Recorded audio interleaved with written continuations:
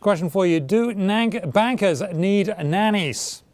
Our next guest, Francesco Guerrera, says no. Now, Francesco, I had a nanny when I was 5 and 6. Of course you did. And I think I needed a nanny.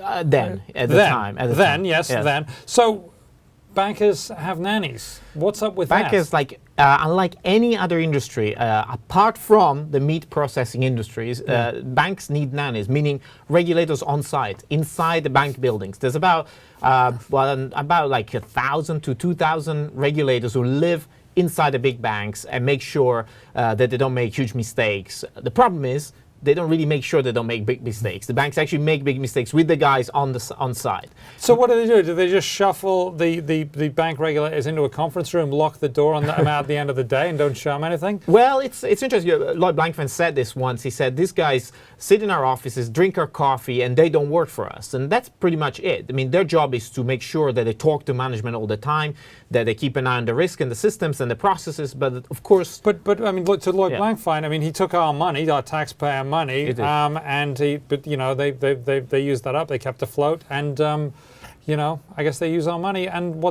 he's sort of pointing back to the government and saying, they live here, and he wasn't complaining though. He said, I like having him there. And actually, to be fair, the banks paid for them because they actually assessed a fee on the banks to pay for this regulation. My point is, it just doesn't work. It's a waste of resources for the regulators, not so much for the banks. It's a waste of resources for the regulators, which means it's a waste of resources for you and me, because it's our money that is going there, because we paid for that. What about getting rid of the regulators and then just letting the banks fail when they do something stupid?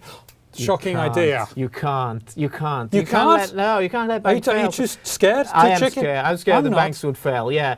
I think there's a middle ground between Armageddon, as you suggest, and having a proper banking system, which is you make sure that the banks actually do a lot of the works of regulating themselves by giving regulators a lot of data that you can use in the stress test. So you give them the numbers, and you don't have the nannies on site, you can actually make sure that the banks regulate themselves properly, and you put a lot of capital against the more risky assets that they have.